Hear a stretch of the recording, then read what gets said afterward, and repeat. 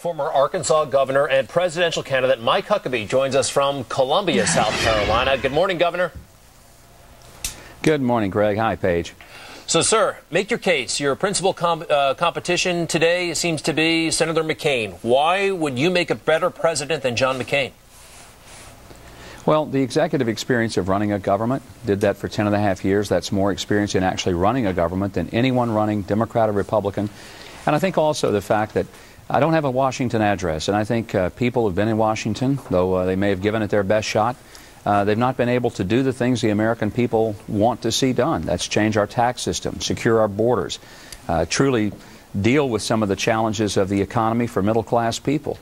I've been a governor in a state where we had to deal with those things and cut our spending, change our tax system, make sure that families could improve their per capita income.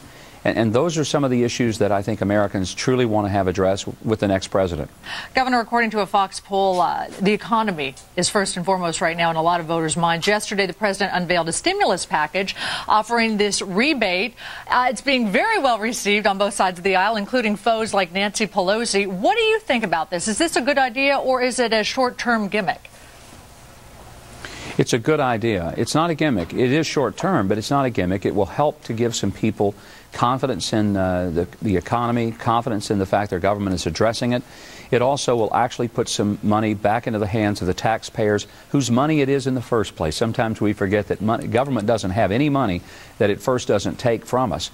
And the fact is, putting that money back into consumers' hands may mean a stimulation of the economy, which is very, very significant right now. But there are other things that need to be done long-term, like a complete overhaul of the tax system. Making the Bush tax cuts permanent is a start, but I believe we need to just get rid of the IRS, go to a consumption tax, stop taxing people's productivity, because that's one of the things that's really hurting the long-term economic growth of America. Governor, Senator McCain is relying on a lot of support from military veterans, a lot of military veterans in South Carolina. Mitt Romney says a big regret, perhaps the biggest regret in life, is that he never served in the military. Sir, did you ever consider joining the military? And if you did, why didn't you join? Well, I was in ROTC as a freshman in college. The draft had just ended about 6 or 8 months before my 18th birthday. Vietnam was winding down, but I had feet that the doctor said wouldn't let me in, so the colonel threw me out of ROTC. So I never served, but I tell you what, I started the Veterans Bill of Rights. It's part on our website of MikeHuckabee.com. I did it months ago because I believe that there's no group of Americans to whom we owe more than we do our veterans. And it's been shameful that many of them have come back only to be told to wait in line for the benefits that they were promised. And they shouldn't have to get their benefits at the convenience of the government. They ought to be getting the benefits they deserve and have earned at the convenience of the veteran.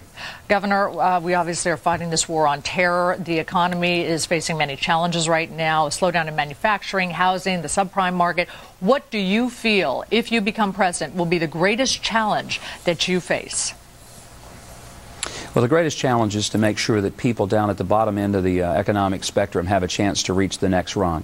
Right now, fuel prices and the cost of housing and health care and education are making it very difficult for people who are going from paycheck to paycheck, not just to get ahead. They can't even stay up with the current inflation. So it's not one issue. It's the integration of becoming free of independent oil.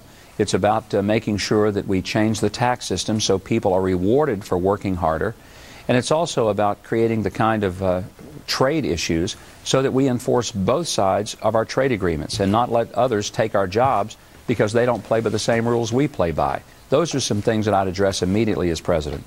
Governor, we understand that there's a lot of, let's face it, there's some ugly phone calls going on down there in South Carolina. They're not tied to your campaign, but there are some people out there saying some ugly things right now about Mitt Romney and about John McCain. You potentially, sir, could benefit from some of these efforts. I'm not suggesting that you're supporting these efforts, but you could conceivably benefit from push polling, the kind of phone calls you know I'm talking about. How do you come to terms with that, benefiting from that kind of behavior politically? Well, you know, negative campaigning is, to me, wrong. I hate push polling. I think it's horrible. If somebody thinks they're doing me a favor, they are not. But, you know, I've been the recipient of $750,000 worth of negative TV from Washington insider groups like the Club for Growth, that was paid for by Mitt Romney supporters. So it's one of those things that happen in politics. There was a press conference, a group of guys from D.C. and this special interest coalition came down. Interestingly, some Arkansas business people stood up and they came to town to say, wait a minute, Mike Huckabee had a exemplary time as governor. It was good for business. We as leaders and CEOs of Fortune 500 companies stand behind him. And I thought it was a good way to sort of push back on some of these people with a whole lot of money, but not a whole lot of original ideas. Governor, where is Chuck Norris?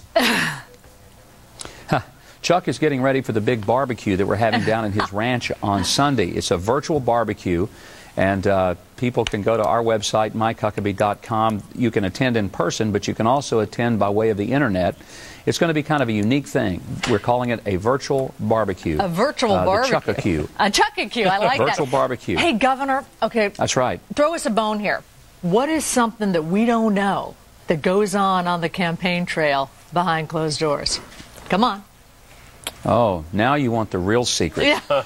Well, the real secret is that we roll oranges up and down the aisles of the airplane for reasons that I can't fully disclose or explain. Oh, that's we heard Nancy Reagan used to do that as well. There might be. Is there gambling involved?